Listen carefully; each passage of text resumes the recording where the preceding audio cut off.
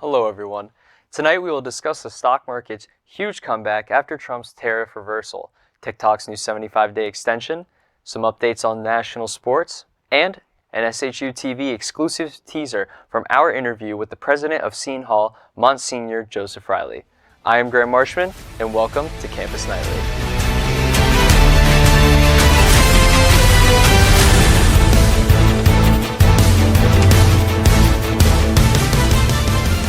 The S&P 500 and the Dow made incredible gains Wednesday, soaring to record high 9.2 and 7.87% in a single day after President Trump rescinded his planned tariffs on multiple countries.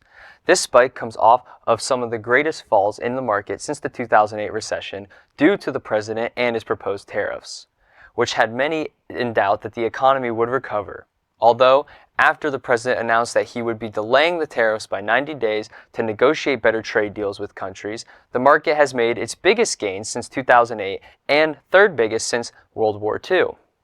The 90-day pause on tariffs that President Trump announced on Wednesday was met with some mixed reviews by financial analysts. While the markets were excited Wednesday that tariffs were the least temporary on pause, Thursday was another tough day for the markets as the S&P 500 dropped 3.5%. The only country that Trump did not remove tariffs on was China, whose products faced an outstanding rate of 145%. Still, while other countries come to Washington to negotiate new trade deals, China finds itself increasingly isolated from American trade. President Trump's approach to trade negotiations in his second term drastically differs from his approach during his previous years in the White House. In his first administration, negotiations were carried out on an individual basis, one-on-one between America and its allies. This time around, the chaotic quote-unquote sledgehammer approach shows that the president's desire to move as quickly as possible during his remaining time in office. Instead of approaching things carefully and slowly, desire for a quote, one big beautiful deal, end quote, or the quote, Mar-a-Lago Accords, quote, as some cabinet officials are talking about it, fuels increased chaos as we see financial markets as it distributes many different economic systems at all times. With only a 90-day period, we still are not out of the woods yet, and the market is ever changing, but we are going to send it over for a sports update from Miguel Ferde right after this break. As one of America's leading Catholic universities, Seton Hall is creating graduates who are ready for anything. I'm ready. I'm ready. I'm ready to work in the ICU. To work in the big leagues. To be a leader. To teach special ed. To make my mark. To volunteer in Micronesia. To improve health around the world. To get my master's. I'm ready to make a difference. To spread smiles. To help others. I'm ready for anything. Seton Hall. Imagine what great minds can do. Thanks, Graham. In sports news, the NCAA tournament has come to an end as the Florida Gators win the national championship over the Houston Cougars in a thrilling contest, finishing 65-63. The Gators were led by Will Richards' 18 points on the night, as well as Walter Clayton Jr., who won the Final Four Most Outstanding Player award. The victory marks the Florida Gators' third national championship in program history. Shifting over to the NBA, the playoffs are just days away now, as currently the Cleveland Cavaliers and the Oklahoma City Thunder lead their respective conferences with the top seed at the moment. However, keep an eye on teams such as the New York Knicks, Los Angeles Lakers, and Boston Celtics to potentially make a deep playoff run during the postseason. I've been Miguel Frede. Back to you, Graham. Thank you, Miguel.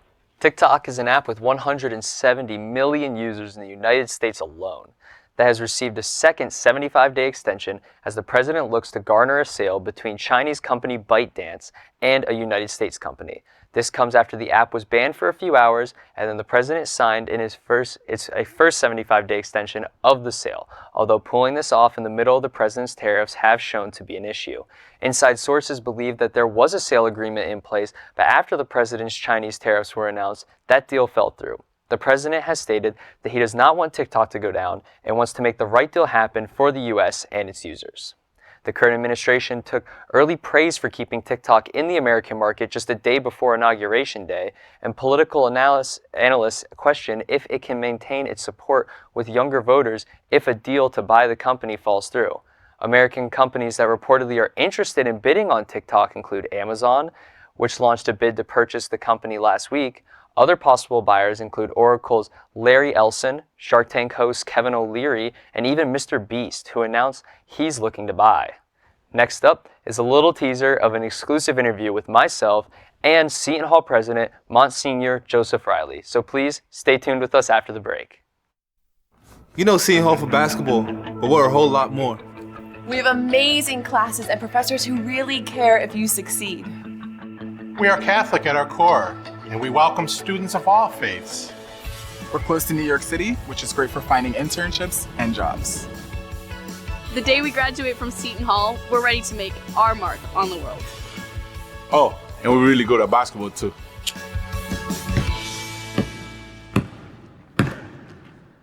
In an upcoming release from Shoot TV. Tonight, we are joined with an exclusive interview from Seton Hall President Msgr. Reilly.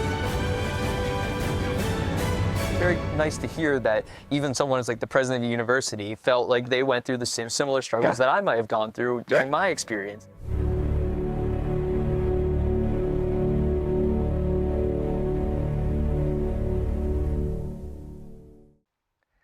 Thank you, Msgr. Reilly, on a great interview. You can find that interview on our YouTube channel in the upcoming days, so please stay tuned in for that. To Seton Hall and around the globe, I'm Graham Marshman. Good night.